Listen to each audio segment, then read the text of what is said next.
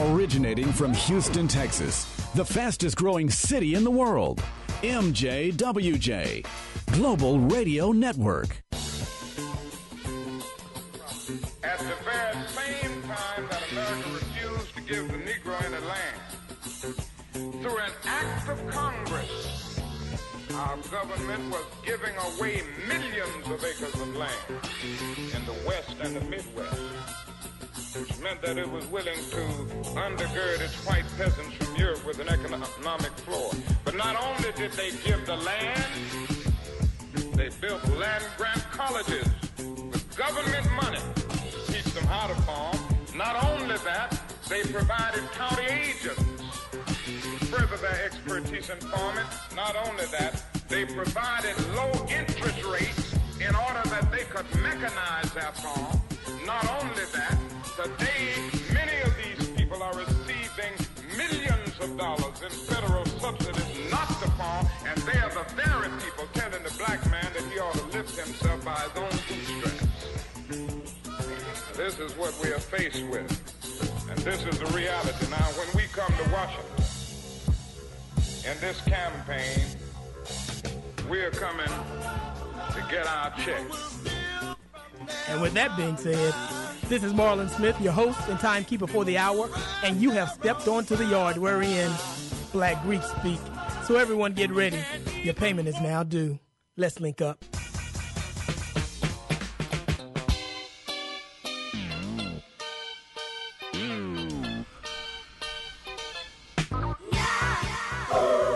Hello, everyone, and welcome once again to Black Greeks Speak. I'm here, Marlon Smith, and we're excited to have you join us once again for another, I think, inspirational and very profound conversation about a subject that we need to really address. We're just coming out of a conversation about Obamacare and some other things, and I think one of the things that is getting lost in the conversation is about this idea of wealth and income. And I was thinking about that because a couple of weeks ago I received 2 emails informing me that my yearly membership dues and chapter fees were due. And a month before that, I just paid for a national convention that took a little bit of money to attend here in Houston, Texas. And not to mention, I was asked to put some money in for a foundation. And although I'm happy to give and when and where I can, and I feel grateful that giving doesn't fully or too profoundly exhaust my resources, I have to admit that I had to ask, where is all this money going? And how is it ultimately benefiting our communities? I mean, according to the Pew Institute and some other empirical evidences that were going on, I was thinking about that because, you know, some of this evidence that I was reading said that blacks have less upward mobility than whites. And in fact, in 2007, the sons and daughters of black middle class are about 45% of our black children are going to still end up near poor. And whereas, for instance, the average white family has accumulated about $113,000 of wealth, the typical black household has only accumulated about just a little over $5,000 in wealth. And then the estimated median wealth of black households is like around $35,000, while white households estimated their parent median income at $150,000. And so, thus, these kind of statistics had me asking some real questions in this. Is this kind of like the best use of my money, paying these dues and attending these national conferences? Particularly, I wanted to know, was it really helping us in this wealth gap? And am I myself kind of putting myself in a situation that I'm not positioning myself to secure my own kind of wealth status? So this question and others kind of, I said, well, let's talk about that on Black Greek Speak, that we're paying all this money to these organizations and we're asking for a kind of financial investment. But is that kind of investment detrimental to ultimately what we're trying to do? So my real question for today is, why are we still dealing with the same kind of wealth conditions that Dr. King mentions in 1967 at the beginning of his Poor People's Campaign? So joining me today, linked up with me, in fact, are 3 people. One person, he's going to join us later, but 2 persons right now to kind of help me address that is a realtor by the name of Latasha Pinson. Latasha, are you there? I'm here. Good evening. Good evening. How are you doing? And also, great. How are you? I'm good. Thank you for joining us. Listen, and I am so excited to have joining us is our own MJWJ Talk Radio Good News Morning Show host, Andrea Lynn Matthews. Hello. Good evening. You're here on the evening time. I know. You're awake and vibrant. Y'all yes, talk. I am. Great. Yes. We know that you all start early in the morning. I am so excited. Listen, there's one of the two things I want to say because this is Black Greek Speak. Both Latasha Benson and Andrea are members of Delta Sigma Theta Sorority Incorporated. So as we say, Black Greeks do speak. And so we're excited that these two women have decided to step into the ring with me and link up with me to talk about this very pertinent issue. And so, Andrea, I want to start with you. You're here with me. And I want to start with you because I want to ask you, you're a scholar as I am, right? And you are a scholar of Black church studies, right? Correct. And religious studies. Religious studies. And I think the thing that is interesting to me is I find it ironic, and I wonder if you do too. I find it ironic and somewhat tragic that the very issues that Dr. King mentioned in the kind of the preview to the show that we talked about in his speech in 1967, it seems like these are the very same issues that we are talking about over 45 years later. Yeah, they are. That's crazy to me. Well, it's crazy because the same situation is still existing, and we never got an opportunity to implement the plan that Dr. King came up with. You say the same situation. What does that mean, same situation? Well, the bottom line is we're still right now dealing with voting rights issues. We're still dealing with Congress not participating and wanting to look at the issues that affect poor people in America. It's still an international issue. Our homeland for African Americans is Africa, and they are definitely pillaging and also creating poverty at a rapid rate in our home country, which has a definite economic and social effect on African Americans everywhere throughout the diaspora. How does that explain that? I'm not quite sure how. I'm not sure if people can connect this kind of deprivation that is going on in other areas of the diaspora and still connected to African American wealth that is going on here in the United States. And this is just, and for me, I look at it like this. If America is a country of immigrants, besides for the Native American population. Okay. And so most of the immigrants came here voluntarily. Okay. African Americans came here involuntarily. And due to that involuntary status, we are disconnected from our homeland. And when you look at other immigrants who live in America, they still maintain some connection. Even our Mexican, even with Mexico being right close, Cuba. If you look at throughout all the immigrants that come in, Asians and everyone else, they send money back home, and money gets sent to them. So when you look at the little Italies around the countries, and you look at the China, all of those, there's Chinatown.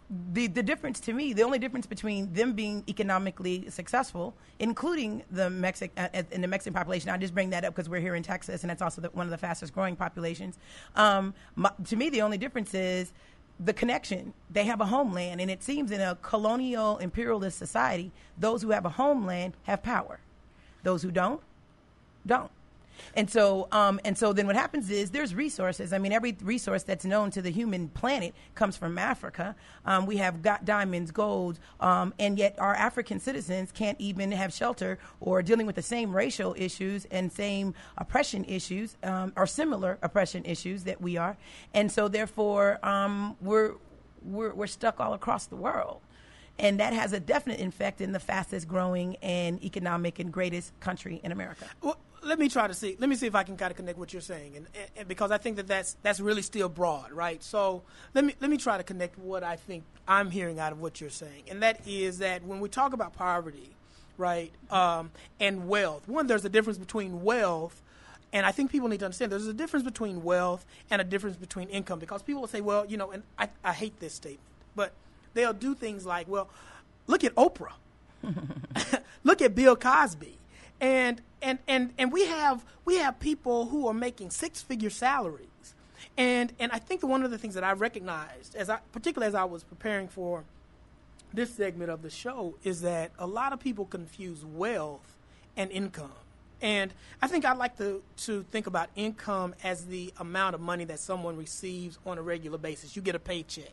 You get paid every week or every 2 weeks or every month or however you get that. So income is really this amount of money that someone really receives on a regular basis, while wealth is the length of time that persons or families, however you kind of look at your social structure, length of time that a person or family could maintain their current lifestyle without receiving compensation for performing additional work, right? So how long can I live this lifestyle if this job played out, right? That is a sense of kind of wealth, the difference between wealth and income. And I think sometimes we confuse those two, right? Of course we do. And so for many of us, I think that's what we have to begin to address, right? And so I'm going to bring Latasha in this because one of the places that we're in, we start talking about wealth ownership for the African American particularly is what you're talking about, and that is land ownership, the ability to talk about land ownership. And Latasha, I'm talking to you because you're a realtor,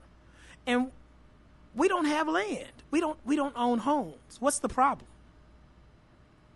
Well, I'm glad you started this off exactly where I felt like, the type of items that I would bring to the table when we talk about wealth, when we talk about the African-American community, home ownership is a form of wealth building. Right. But we're also talking about a community who has the lowest home ownership rates among all of the communities.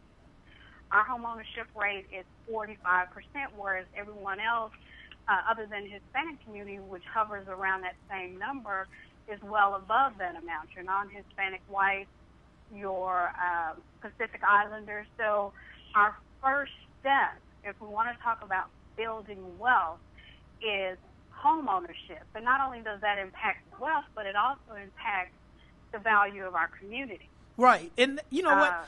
I don't want to interrupt you. That's it. So really the question is, then how do we get to the home ownership? We're going to talk about that on the other side of this break. Hold on for one second. Thank you for joining us on Black Greek Speak. We'll join you right back in a few seconds. Okay. Thank you once again for joining us on Black Greek Speak. Listen, if you want to join us on the conversation, you can do so by dialing 800-970-8716, or you can also like us on Facebook at Black Greek Speak at with Marlon Smith. We're still working technical issues, everybody. I'm sorry I got distracted there a little bit. That was the intro, but we're going to work that out. But I appreciate y'all playing that intro for us. Listen, we have on the line right now Latasha Pinson. She's a realtor. And Latasha, you were talking about this home ownership, and you were saying that we have to recognize that our greatest wealth really comes in home ownership. And we, outside of Latinos and Hispanic Americans, are really lacking in home ownership. So what's the problem? Why won't we get a home? I don't understand. Help me understand this. Well, it goes back to what you were saying previously. It goes back to feeling like we're at home. It goes back to, there are certain things that it takes to achieve home ownership. But so we don't have what it takes to achieve home ownership? I'm not saying, no, we have what it takes, but our communities have not,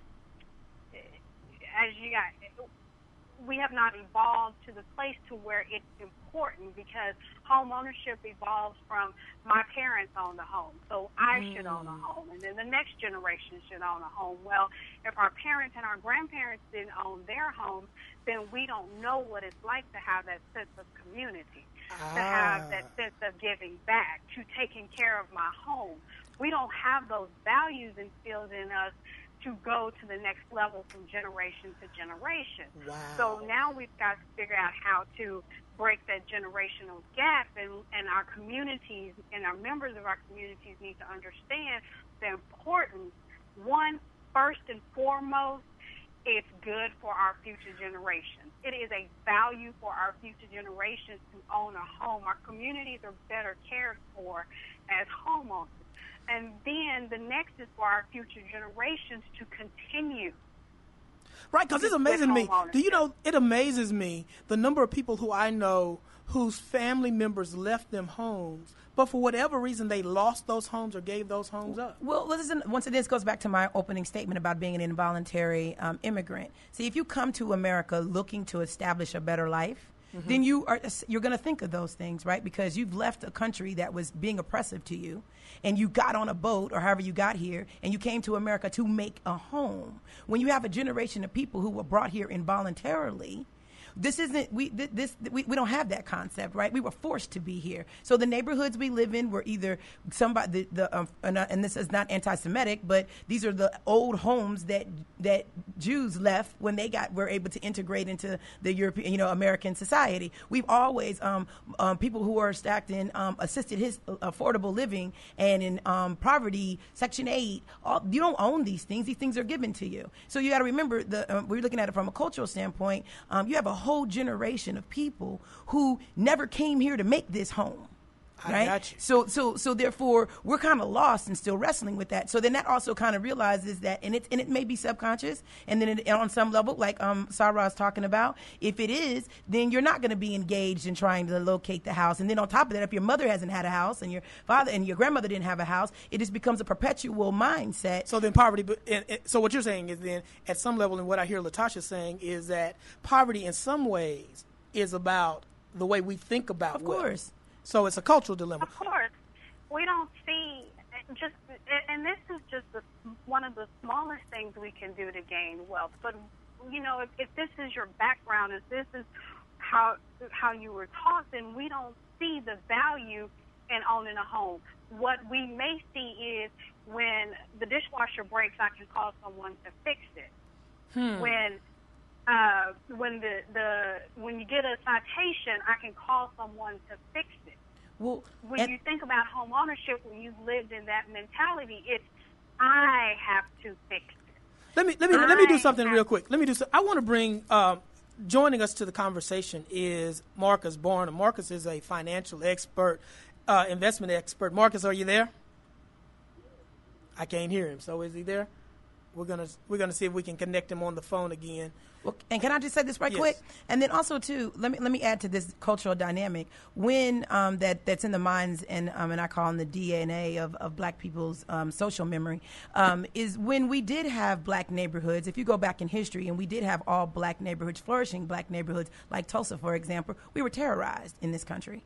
So every time that African Americans, and I shouldn't say every time, but in the times that African American people have come together as a collective and carved out a piece of land or a neighborhood for our own, we had KKK crosses burning in our yards. We had people dragged and decapitated and lynched. We've also had a complete terrorist attack on Tulsa. In other neighborhoods in Florida that we've looked at. So even when and that's in our minds, right? When we do actually get together, purchase homes in this country, actually establish productive schools and neighborhoods when we did during segregation, we've been under a terrorist attack. Well, see, that's interesting. And Latasha, I want you to explain this to me because I don't get this. I don't get this. As I was doing the research on this study, right, there was two things that popped out to me that was very interesting. One of the things that they said was the reason as home ownership being important for wealth development. They said one of the things that happens, particularly with Black middle class, is that most of our homes that we buy are located in poor, close to or adjacent to poor Black neighborhoods, and thus we are more subject to depreciated values of our home because of the way individuals may think about crime and development and businesses in home ownership. So here's this one thing that bothers me, right? That kind of bothers me because there's this idea that somehow in order for us to move up in wealth, we have to kind of separate and segregate ourselves amongst ourselves, and that's problematic for me. But the other thing that I don't understand, these are two questions, and maybe these are big questions. I don't understand why if someone loses their home down the street, why that affects my house on my block.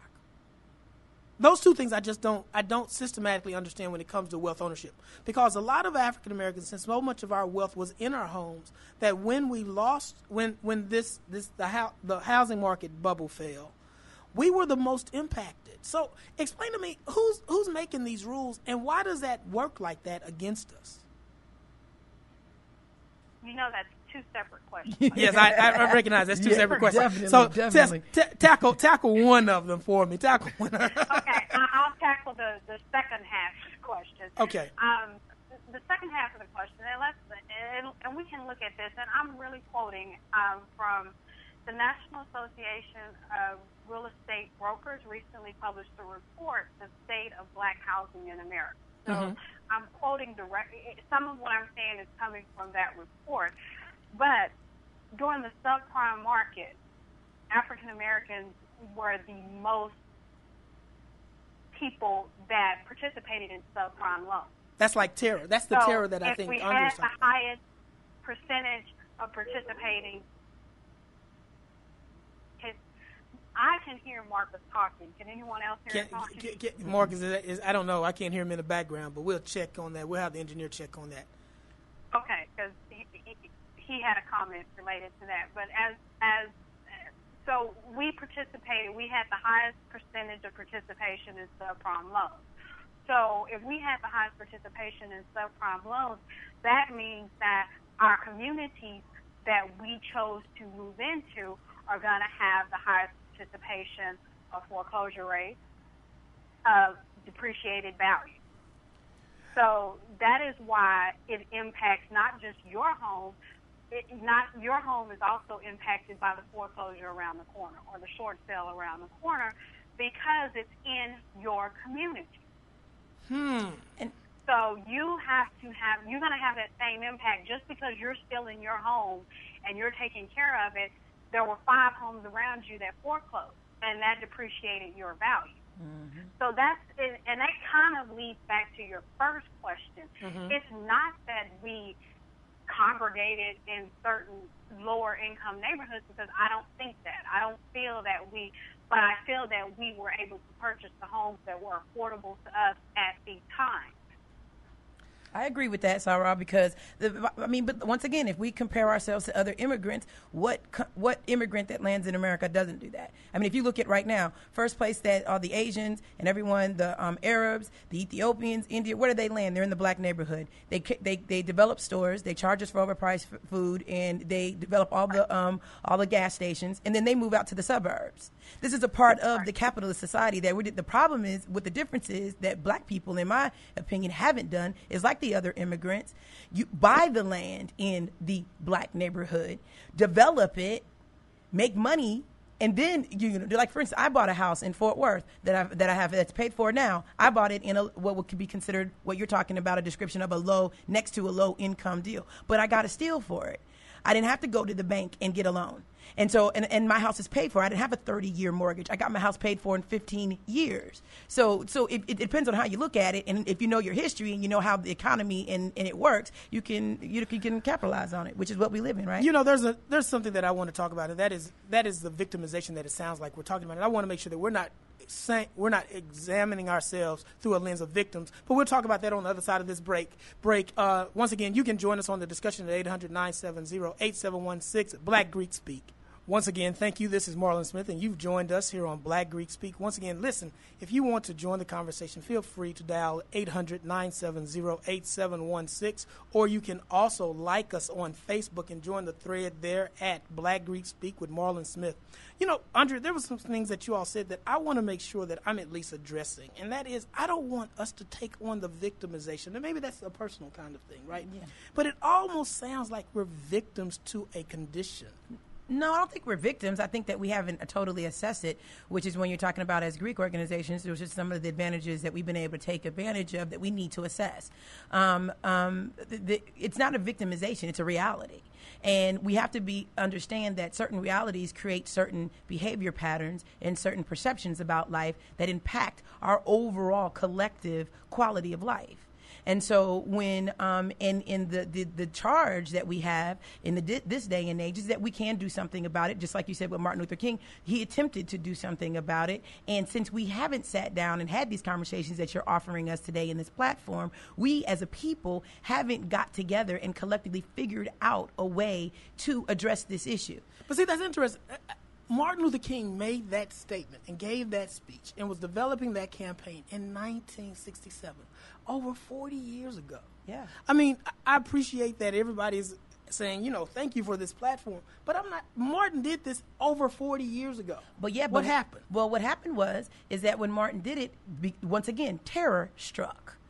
They shot him down in Memphis, Tennessee. So what did that get you? They let him do the civil rights movement. He starts talking about poverty, and they kill him in front of all of our eyes to see. So see, and you got to talk about when you have a 400-year history of DNA terrorism on your mind, where every move you make, it has an impact on the brain and psychologically. And I don't think we really wrestled with that. So what we did, which is what you do, is you develop a self-defense mechanism. We got busy becoming successful in sports, got busy becoming, getting on television, getting in the media, getting in Hollywood, and then we acquired the wealth that we thought we missed out for the last X amount of years during Jim Crow. Then when we got the wealth, now the people who have the money, have the education, like Greeks, those of us who are at this point where we can actually learn this information, we've never come back together and wrestled with what are we going to do. See, Martin and them, they got together. We're not together. We're not together. No, we're not together. So, Latasha, here's a question. If home ownership is what we need, and if it is about a sense of having a historical sense of psychological and real physical terrorism that we have had to face as a people, the real question becomes then if we need to break it, we all agree, we need to break it. What is the first step that we can do to begin to break that fear, that psychological and physical terrorism that we are suffering from, to get this home? And let me say this, as a realtor, we were in one part of this conversation, and now I'm so happy we're taking it to another part, because I want everyone that's listening to know we have options. We can think about this in terms of what do I need to do today, and the first step is you got to get credit ready, and you have to get financially ready. Credit ready and financially ready. Explain to me. Credit ready. I'm not trying to interrupt you, but those are big terms that some of us don't know what that means. So explain to me, what does it mean to get credit ready, and then explain to me what does it mean to get financially ready. Do we got Marcus on the line yet? I was going to ask you, Marcus. Oh, there he is. I hear him. There he is. Credit ready. Okay, so we got to get credit ready, and so let me do this. We got Marcus finally. Praise the good Lord. We're gonna. Yes. I'm gonna. Yes. I would say I'm gonna haze you, but I'm on the air. I can speak to that. Okay. I can speak to that. Okay. So help us. How do we get credit ready and financial ready? Well, I think what the fundamental thing that we need to understand is that even in our society and in terms of wealth, in a lot of respects, it's better to have good credit than it is to have money.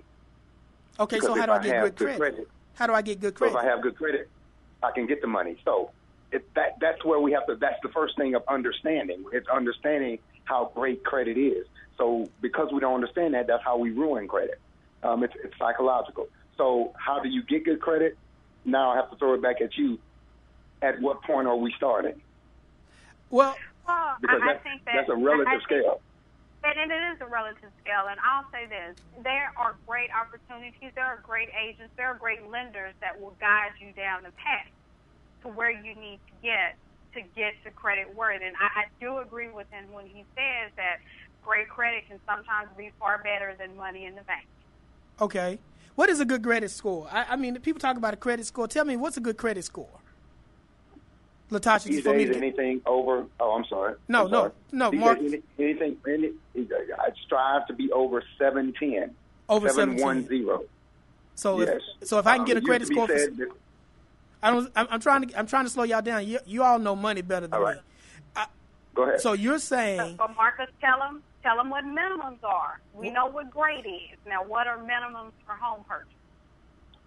I wouldn't. I mean, you need to stay above 620. Really? In my estimation. 620. Yes. So you need to stay above 620 for minimums. You agree with that, Latasha? Is that where you're talking about? 620 for minimum credit score, and then but a great credit score is 710. Well, above 710. Well, let me because part of the conversation that you talked about when y'all talked about the subprime situation. Mm-hmm. Well, one of the reasons that it became so attractive to African Americans is because of the debt eradication possibility that lied within a subprime situation. What does that mean? What does that mean? Right, I'm giving it to you. All subprime loans were not bad loans. The problem was they didn't execute the plan when they were under the subprime loan. So if I already had debt and I used my equity in my home and increased my rate a subprime loan. I may have had a 6% rate, but now I have a 9% rate. But in exchange for that increase of rate, I paid off all of my debt, which freed up sometimes anywhere from $500 to $1,000 to almost $2,000 a month. But we weren't smart with that surplus that we had, so we didn't. What got us in debt in the first place, when we got out of debt, we still didn't fix the mentality. That's what we're not seeing. The reason I have bad credit is because I have bad mentality. So this goes back to, again, to thinking about wealth as a psychological situation. It is not, yes. And so we have to deal with that. So let's kind of put this in a stream of kind of where we move forward, because we're asking this through the concept of Black Greek speak, right? So my question then is, Divine Nine, Marcus, you representing what organization are you a member of? Kappa Alpha Psi. Kappa Alpha Psi. And we have these two deltas. Crimson and cream, baby. Crimson and cream. Then we got all this crimson and cream love. And I'm going to ask Latasha this. Latasha, if this is the case, what is the responsibility of these organizations? What should we be asking these organizations then to do as a collective group? Because Andrea made the statement, we can't just talk about this as an individual, right? That what King did was he created a campaign. He created a movement. Yeah. He brought collective groups. Well, we got the collective. We got Alpha Phi Alpha and Alpha Kappa Alpha and Delta Sigma Theta and Kappa Alpha Psi. All these organizations. We got the Divine Nine, right? What is it these organizations can do to begin to address this first issue with credit? What do we do? What can we do? Can I take the first stab at it? Sure. Okay, I believe it's even larger than that. I believe these Greek organizations, as the Divine Nine, need, because we exist in community in a lot of different ways, and we're way more powerful than even at the top levels than even what we think. So as the Divine Nine, I think we can hold a lot of these banks accountable on a lot of their lending practices and that sort of thing. And then if they don't want to do right, then we have a lot of control. We have a lot of money within the Divine Nine to wave a wand, so to speak, and really start getting into the minds of these bank presidents and that sort of thing. Here's what I mean. Because the circulation of money isn't all that prevalent in the African American community. It's not even 1. It's like 0.8. Whereas in some of the other rates, it goes around 6 times before it leaves the community. Okay. So we're talking in those kinds of terms. So even if you use that, okay, that's big radical language. I'm okay with radical language, but if you're saying that these Divine Nine, in your words, can hold these banks accountable, I'm trying to figure out, how do we hold these banks accountable when Congress couldn't even hold them accountable? How do we do that?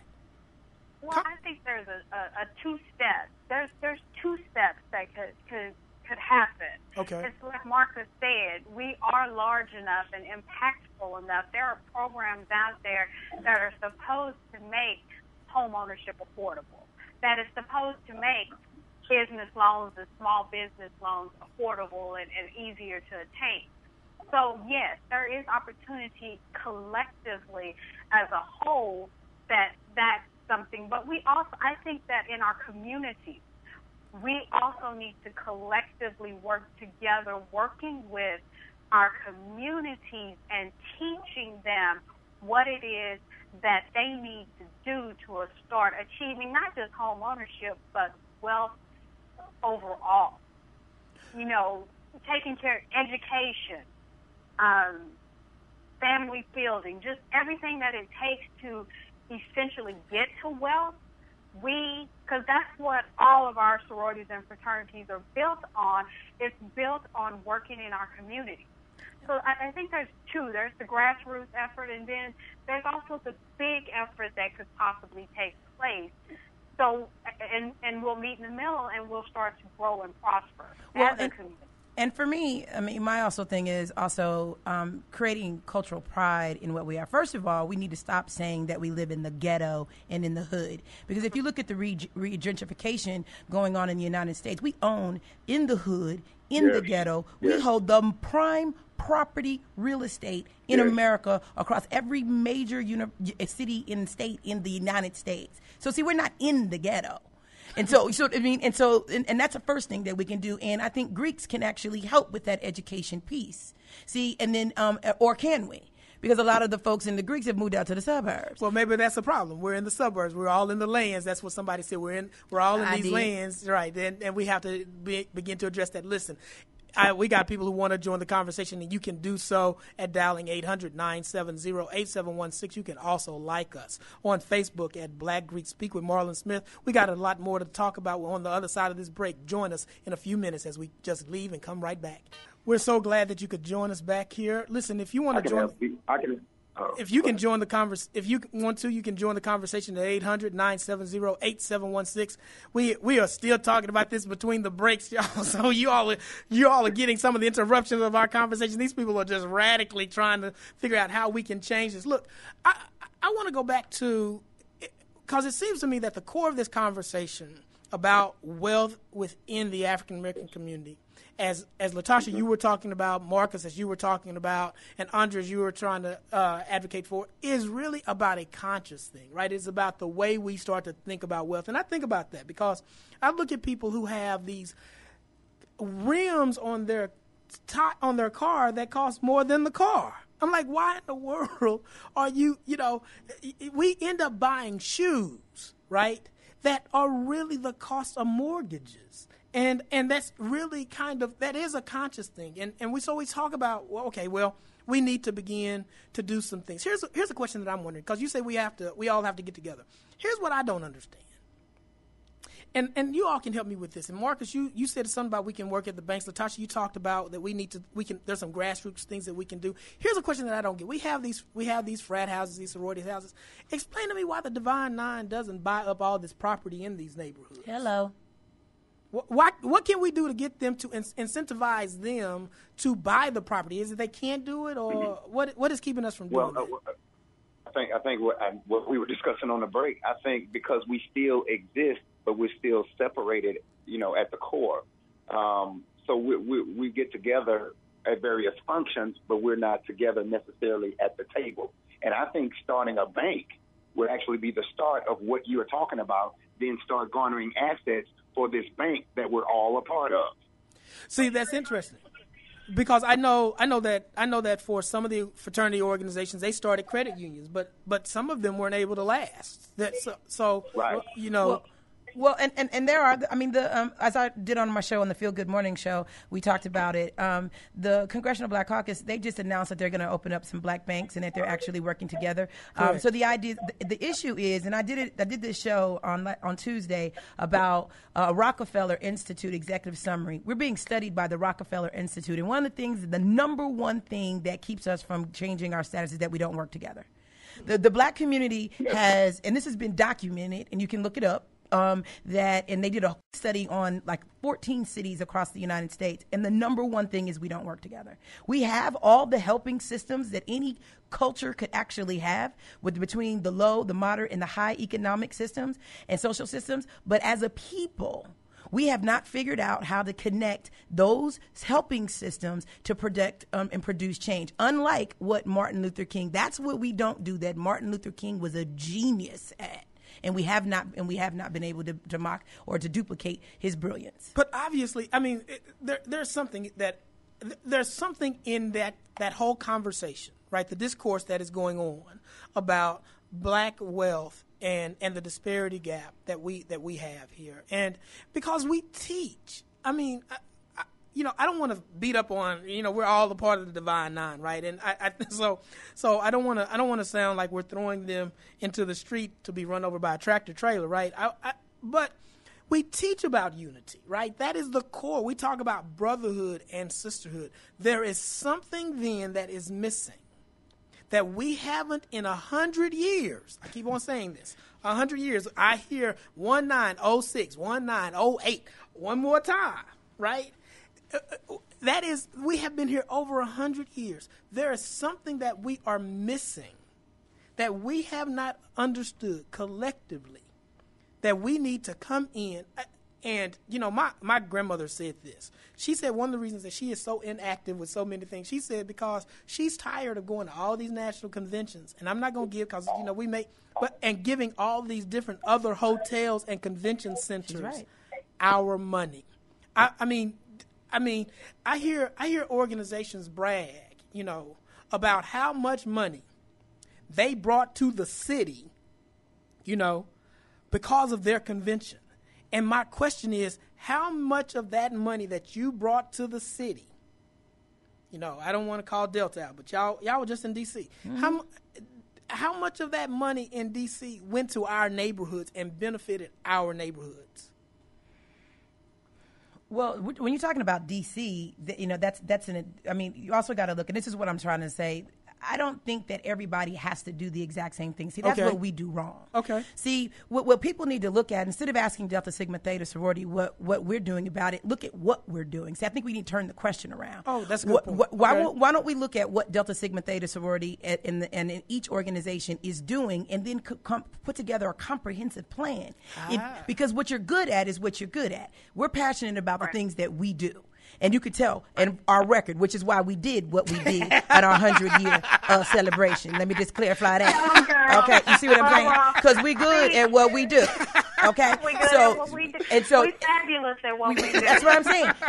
So what the Divine Eight need to do, what the Divine Eight need to do is the Divine Eight need to look at what Delta Sigma Theta is doing, and Delta Sigma Theta needs to look at what the Divine Eight are doing, and we need to come up with a way. Kappa does certain things very, very well. Omegas do certain things very, very well.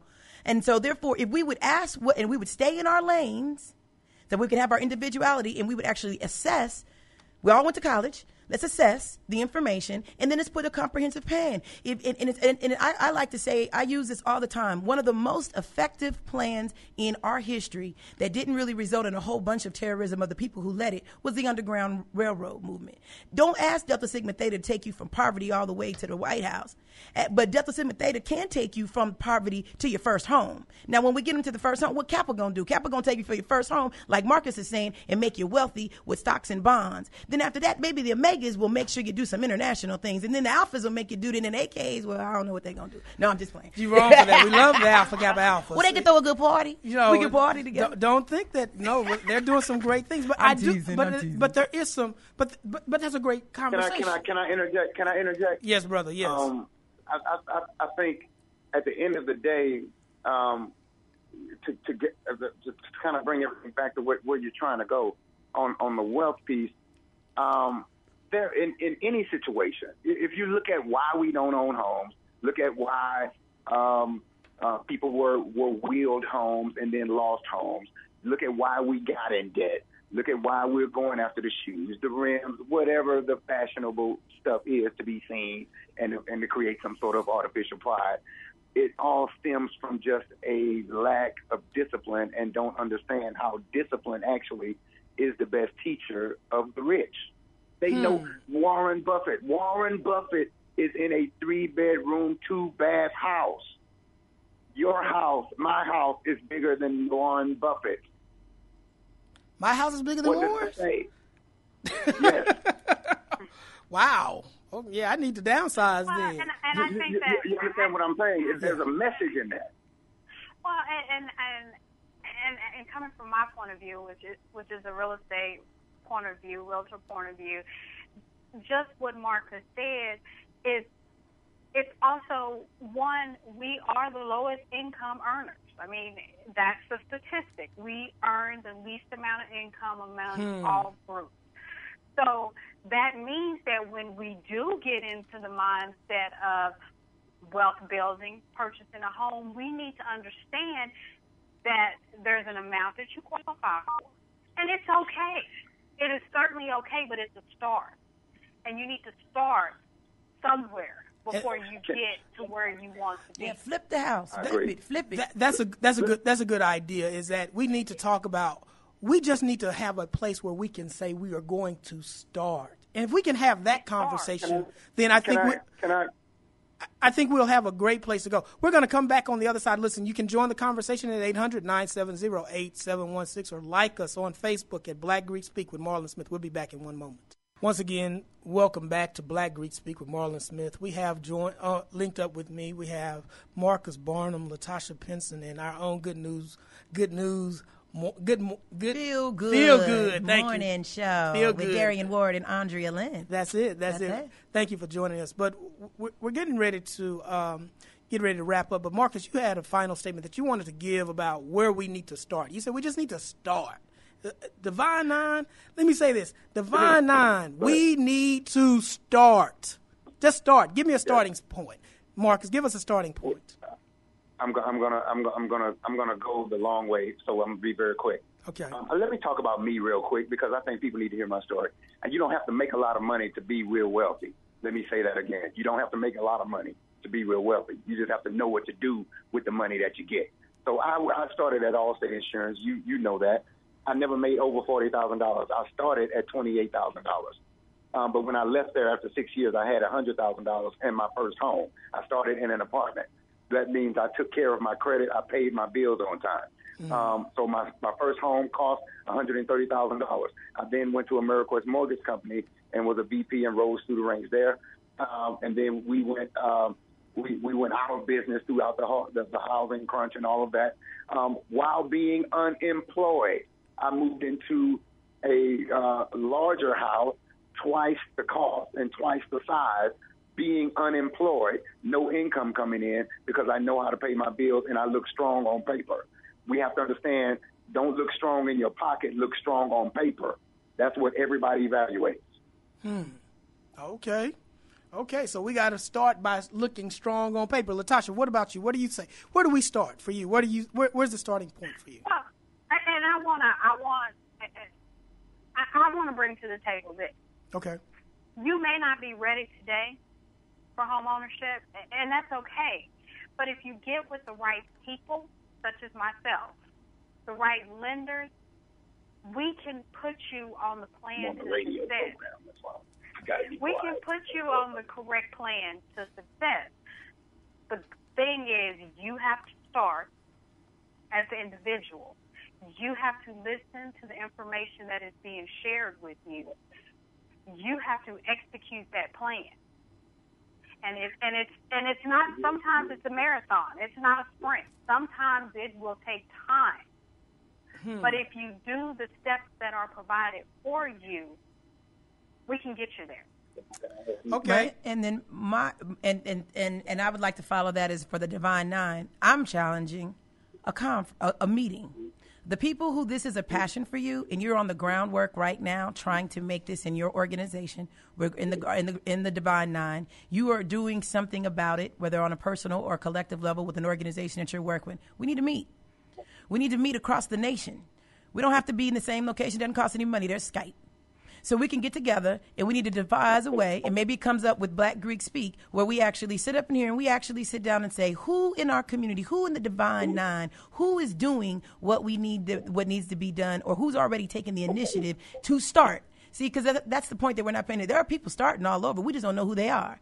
And then once we identify those people who are doing effective, positive things in our neighborhoods, then let's organize and put together a comprehensive plan that we can actually do and take to our nationals and make a difference. Right. For those of you who are listening to Marcus's other conversation, he's on the phone, so he's trying to do two different things at one time. That we can hear. We can hear him. Tell him, Marcus, we can hear you on the in your second conversation. Mute us, brother, if you need to, so we can make sure that we get the right information. But I agree with you that, and I think we need to be careful to say that these organizations are not doing anything, right? That we need to be careful that we are not doing. Saying that we're not doing anything. We are doing some things.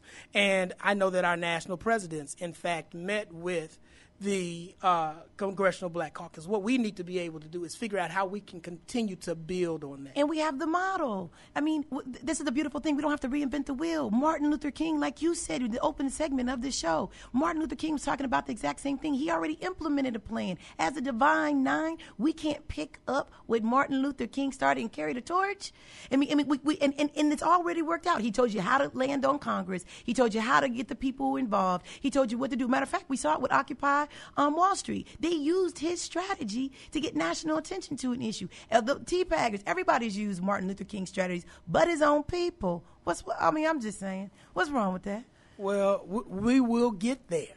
We will get there. Okay, 47, you just said yourself. Over 47 years. Okay. But I think the thing that we have to say, and I think the thing that we have to do, is we have to recognize the power of that. we have to recognize the power of this kind of collective unity. And I think for a long period of time, and this is just my own assessment, I've said this before, and I will say it one last time, is that our organizations, for the most part, lent themselves to 19th century black intellectual thought. If people listen to Black Greek Speak, don't get anything else, they're going to get this one point, is that our founders in 1906, 1908, 1911, 1913, 1920, 1922, those individuals lent themselves to black intellectual thought that talked about racial uplift through individual achievement. And we did that. And we didn't get back to what we started to recognize in King in 1967 was now that we got some individual merit achievement, we need to have some collective achievement. And we dropped off right there. And now that we got some Barbara Jordans and some Arthur Ashes and some Martin Luther Kings, and now that we got these kind of individual achievements, we have to now have this collective achievement. I want to have one last wrap up for Latasha. Latasha, what do you have to say to that? I agree. It starts in our communities. It starts with our organizations doing what we set out to do in our communities. And as a member of Delta Sigma Theta, we do so much in our communities, but there are opportunities to participate with other members of the Divine Nine. That's the key. Because as Andrea said, someone else may be better at something else. Well, so if we put all our efforts together, then we're going to have a greater impact and a greater outcome. That's why we say over here on Black Greek Speak, we got to link up. Listen, I so appreciate Andrea for joining us. Latasha, I appreciate you. And Marcus, I appreciate you for joining us. Listen, I always leave us with this one statement that nobody that's in this world, everybody is in the same position. And we have to remember that everyone can't do everything. But if everyone did something, then everything really would get done. Thank you once again for joining us on Black Greek Speak. Link up with us again on Tuesday at 7 p.m. Central Time. Until then, take care of each other.